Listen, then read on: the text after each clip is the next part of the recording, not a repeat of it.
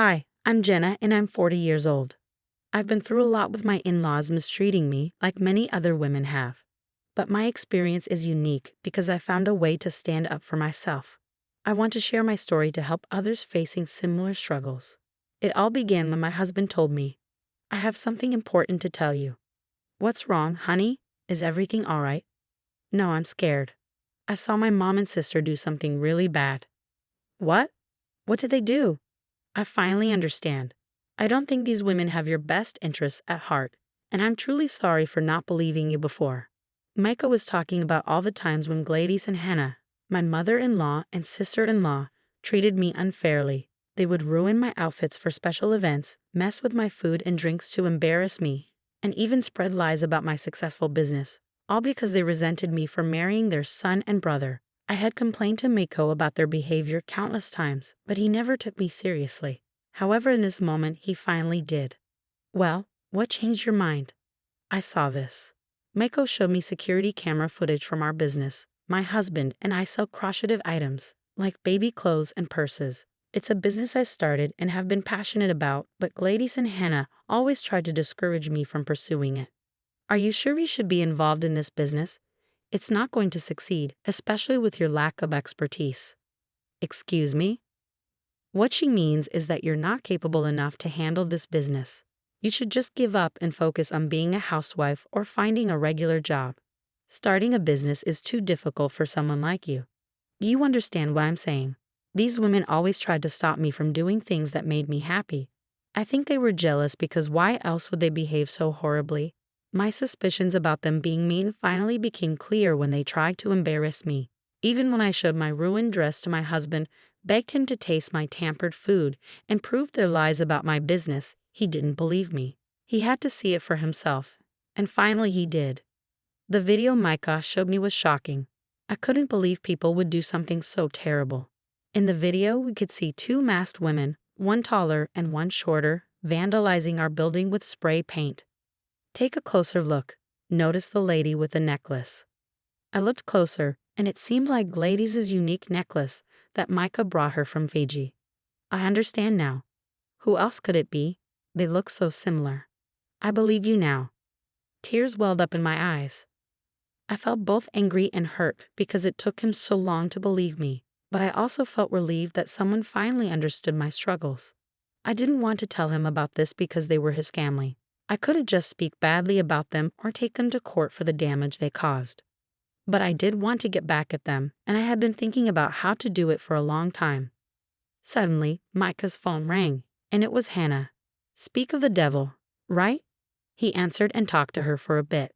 When he hung up, he said, "So Hannah just told me that Uncle Peter is back from his trip, and Mom wants to have a big family gathering since a lot of people are home for the summer." "Okay, when? This weekend?" "Are you going to talk to them about what we saw in the video?" "I want to, but it's hard for me. They're my mother and my sister, you know. But if you want to confront them, I'll support you in any way I can." The weekend arrived and Micah and I got to Gladys's house early to help prepare for the big family gathering. Uncle Peter was everyone's favorite, so his return after a long absence would be a special occasion. When we arrived, I noticed that both Hannah and Gladys's attitudes changed from happy and smiling to jealousy and disgust. "Oh, you two are here early." "Yeah, Mom, we wanted to lend a hand. We know there will be a lot of guests today. Aren't you sweet? We're happy to help." As I spoke, Hannah and Gladys both turned their gaze toward me, giving me looks as if I had done something wrong. But they couldn't prove it yet. "Oh, Jenna, it's awful that your lovely business was vandalized like that. I saw it on my way here. Such a tragedy." "Absolutely dreadful, indeed. Even a child could sense that these women were up to something sneaky. Despite their outward concern, they seemed unusually cheerful, almost gleeful. I even caught them trying to suppress a laugh. But I had to stay quiet. I didn't want to cause a scene just yet. I was determined to get my revenge at the right time, so for now, I bided my time. I know it's just terrible. We're both wondering who could have done such a thing. Yeah, it was really upsetting to see something we put so much effort into being damaged like that." "Right, but don't worry, the police will investigate." "The police? Why involve them for such a small crime? It's probably just some kids messing around." No need to make a big deal out of it. Oh, Hannah, it's kind of you to care about these supposed troublemakers, but they should still face consequences for their actions. They knew what they were doing. I agree with Hannah. We all did silly things as teenagers. Let's not dwell on it. Come on, let's focus on getting everything ready for the party. I could sense that they were nervous, trying to brush off the whole incident after asking so many questions about it. Micah and I exchanged a knowing glance and joined in to help with the party preparations. We spent the whole morning and early afternoon setting up, cooking, and cleaning. By 3 p.m., family members started arriving for the reunion. After finishing our tasks and relaxing a bit, Micah pulled me aside. I have something for you. It's a hidden microphone. I want you to wear it. What? Why? What's going on? I'm not strong enough to confront my mother or sister. I'm sorry I'm not as assertive as you want me to be, but maybe this is better. If you expose them, you'll get all the credit. You've always been stronger than me. Wear the mic and approach them. You might uncover something and get justice. I won't stop you. I appreciated Micah's support, even though I wished he would be more confrontational. With that, I put on the mic, hit record, and went to find those two troublemakers. I finally found them talking in the kitchen, deep in a heated discussion. Before I entered, I listened at the door to hear what they were saying. She's on to us, Mom. Did you see the way she looked at us? Stop it, Hannah. You're overreacting. She doesn't know it was us. I swear, Mom, she knows everything. Okay, calm down. Even if she suspects something, what can she do? Micah loves us, and she loves Micah. If she did find out, she'd probably tell him. And then Micah would just brush it off, saying she's imagining things. That's what's been working for us so far, hasn't it? What do you mean? Remember when we ruined her dress before her crush at business pitch? Or when we messed with her food and drink? She told Micah about it. There's no way she didn't share her suspicions with him. But because he loves us, he overlooked it. He'll do the same now. I couldn't stand their villainous conversation any longer, so I burst into the room. Even though I'd been recording everything, I was worried the microphone hadn't picked up enough evidence. I needed to get closer to gather more proof against them for my revenge. Hey, you two, Uncle Peter will be here soon. Do you need help with anything else? Jenna, you scared us. Yes, Jenna, I have a weak heart. Don't startle me like that again. Apparently not weak enough. What did you just say? Oh, it's nothing, just that you seem pretty energetic for someone your age. Energetic? How so? Well, I could have sworn I saw you doing something active recently. Maybe it was a dream, but I remember seeing you in black clothes, wearing a mask. They paused for a moment, catching on to what I was implying. Bingo. Yeah, I think you were up to something quite serious. What exactly are you implying? I think you know exactly what I mean, Gladys said, closing the door for a more private conversation. What are you trying to suggest? Hannah asked. I'm not trying to suggest anything. Well, we have no idea what you're talking about, so stop now. I'm not sure. Honestly, I think I might have also seen someone else with their face covered, along with the other person, doing something illegal. What a shame. I hope they catch those criminals soon. Anyway, Mom, I think we should leave now. Not so fast, Hannah. I want you both to see something. What's that? I then showed them the video footage that Micah had shown me. Oh, you caught the vandals. Well, now that we know who they are, there's no need to look into it any further. Let's just drop the issue. Jenna, you're being unbearable with this. Vandalism happens to other buildings too, you know. Yeah, Jenna, just move on. It's not worth all this fuss. Actually, ladies, I think it is a big deal. I found something interesting in this video. Take a closer look. Both of them leaned in and zoomed in on the phone screen to see what I was talking about. The horror and shock on their faces confirmed all my suspicions. They were the ones who had vandalized my building. I knew it, Mom. Quiet, this doesn't prove anything. Who else has this necklace, ladies? I can't handle it anymore. Okay, it was us. Hannah, don't you dare say another word. Well, Mom, she's figured it out. I don't know what you want me to say. Yes, Jenna, we did it. We damaged your business. But what are you going to do about it? Yeah, Jenna, there's nothing you can do in this situation. We know that Micah cares more about us than he does about you. So even if you try to take action, he won't punish us because he loves us. He really does love you guys, and he probably won't do anything. But sweetie, why do you think I won't? Do you think I'm afraid of you too? You mess with my business, which is like my child. I won't let you off the hook. Gladys and Hannah both tried to grab the phone from me, but thankfully I was faster and managed to escape. Come back here, you foolish girl. Even if you grab the phone, the data's already backed up, so there's no point in fighting me unless you want to worsen your already weak heart. Don't you dare provoke my mom.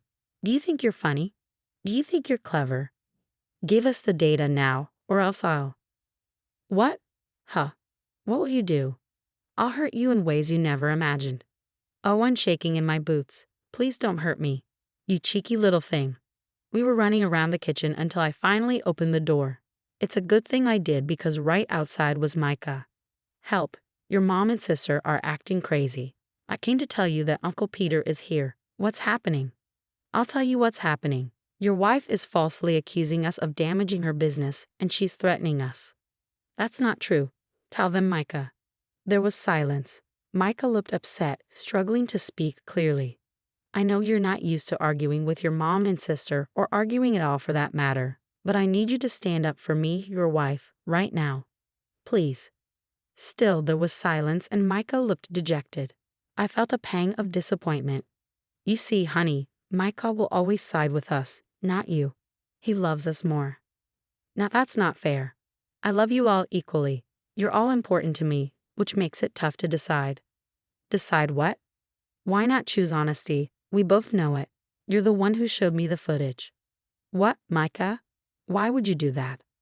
Because it's my business too, and what you did was wrong. Not just this incident, but all the other times you've hurt my wife. You need to stop, please. We'll forgive you.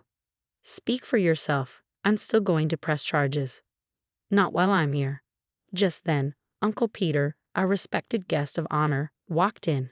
He seemed happy but also worried because we were all here while everyone else was waiting for the celebrations to start. Oh, Peter, my dear, it's wonderful to see you. You look great. Yes, we'll start the celebrations soon.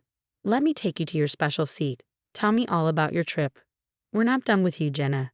If you try anything, I promise we'll make sure Micah divorces you. Why do you talk to Micah like he's a child? He's a grown man who can make his own choices. He wouldn't divorce me just because you tell him to, right, honey? You see, he hesitated, dropping his head for the second time in 5 minutes. I really did date a wasp. I stormed off angrily and went to the big dining table where about 30 people were sitting. I sat down, seething but trying to stay calm. Soon after, Micah and Hannah joined me. But I stayed quiet, even though Micah seemed like he wanted to say something. I was too angry at him. Eventually, Gladys and Uncle Peter arrived, and we all celebrated. Despite the uncomfortable fight earlier, the festivities began. While we were eating, my anger boiled inside me, and I couldn't hold it in any longer. Attention, everyone. I have something important to say. There are 2 people here who have always hated me, who tried to make my life miserable. Some of you might already know, but I'll make sure you all understand. I played the recording from our earlier argument for everyone to hear. People gasped and looked shocked at what they were hearing.